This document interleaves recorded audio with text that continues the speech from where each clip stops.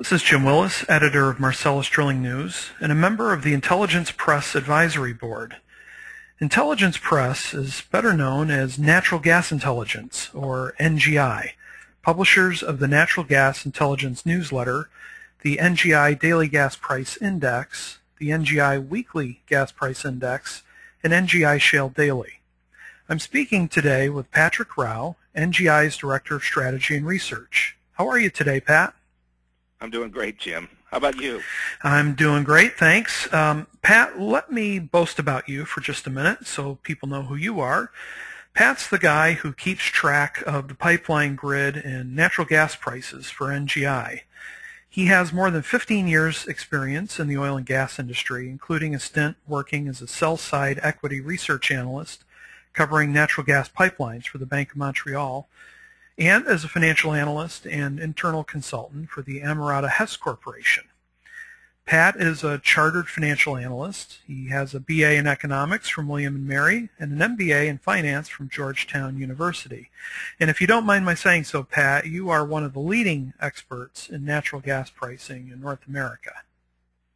Well, thanks for that nice introduction, Jim, but we're not here to talk about me. Right you are, Pat, so let's get down to it, shall we? The reason that we are here is to talk about some important news for NGI subscribers, and that's the recent additions and changes to NGI's Spot Price Index. Is that right, Pat? That's right, Jim. The big story is that shale gas continues to flood into the market and is changing supply and demand dynamics in the United States. NGI is keeping pace with those changes by introducing new spot prices in important locations, as well as revising a few existing spot price indexes. This is a chart showing recent changes we've made in our spot market price tables. In fact, 6 of the 9 changes we've made relate to the Marcellus Shale in the Northeast, and another is the result of growing natural gas production in the Mid-Continent and Gulf Coast areas. So the vast majority of these changes are because of this incredible story of shale gas. So let's take a quick look at each one of the changes we've made. Let's talk about the Northeast in general first, and the Marcellus in particular, since that's the source of most of our changes. This is a map of the Millennium Pipeline that runs across the southern portion of New York State. We've introduced a new spot price for the Millennium East Pool, which covers all transactions east of the Corning compressor station. However, we exclude deliveries into Algonquin gas transmission at Ramapo, New York, since those are part of our existing Algonquin Receipts Index. Now, although there's no shale gas drilling in New York State just yet, there's a lot of drilling just south across the border in Pennsylvania. In fact, as recently as the end of June of this year, roughly 79% of the receipts into the Millennium East Pool came from the Stagecoach pipeline, while nearly all the rest were sourced from Laser Midstream. Both of these systems went into operation within the last year or so, and they both serve the Marcellus Shale.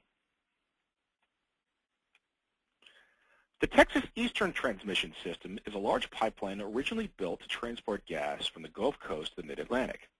However, more and more supply is finding its way into the 30-inch segment of TETCO from growing production within Market Zone 2 section of its system.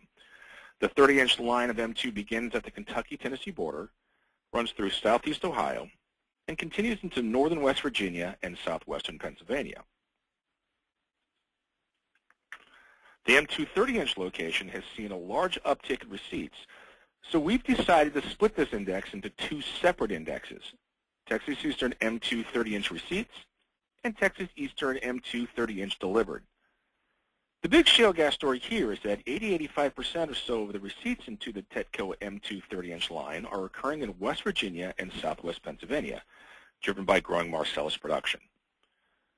We also note that TETCO M2 delivered deals tend to trade at a premium to M2 receipts, and that's another reason why we've decided to split our TETCO M2 30 index into 2 separate points. For now, we will still show a combined Texas Eastern M2 30-inch index, but we'll give you fair warning if and when we ever decide to phase that out. All 3 of these indexes only include deals along the 30-inch portion of TETCO within its Market Zone 2.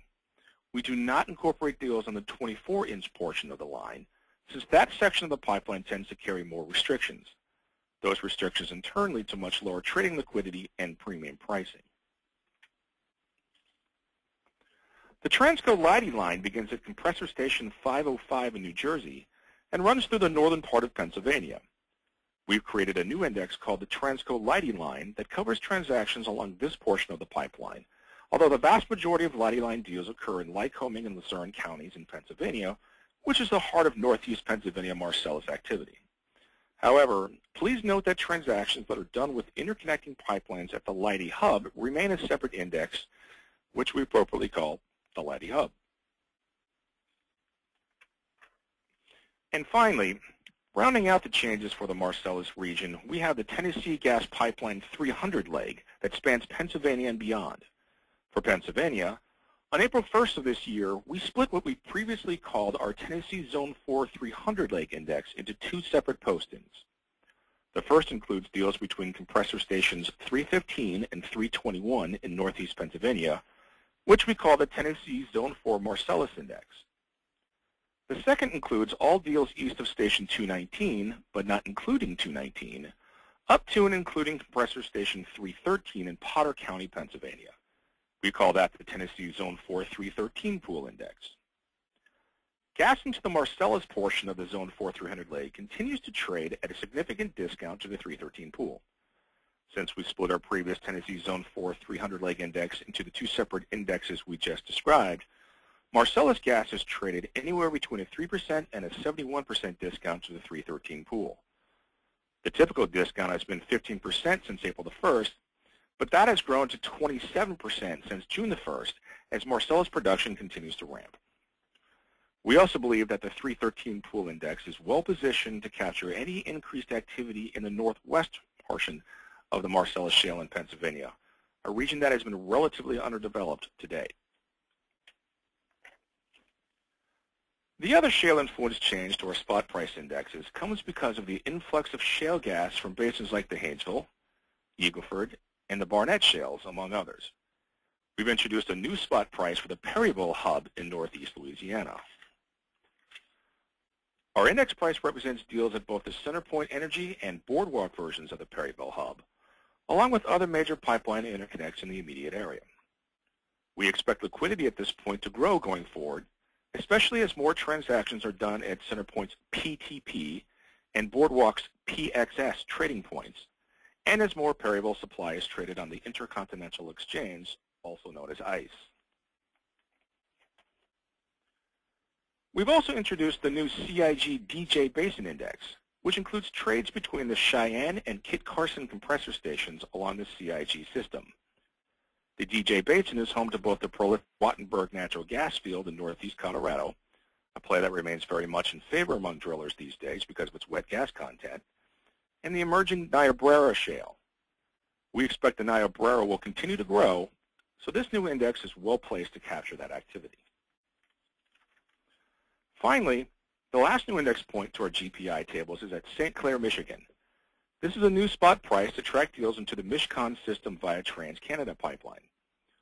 Deals into St. Clair tend to trade at a premium to those into the rest of the MishCon system. So rather than incorporating these higher priced St. Clair deals into our existing MishCon index, we felt it was more appropriate to give this Canadian source flow its own index.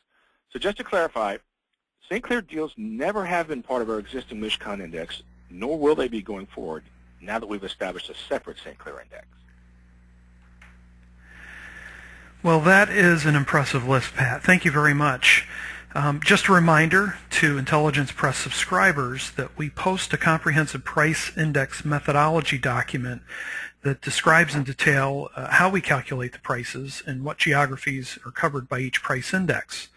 That document is located on our website at intelligencepress.com/methodology.html. And for those who are watching this video who are not yet subscribers to NGI's Daily Gas Price Index or the Weekly Gas Price Index or our Bidweek survey, just sign up for a free 2-week trial at intelligencepress.com. Thanks, Pat. Thank you, Jim. This is Jim Willis for Intelligence Press. Thank you for watching.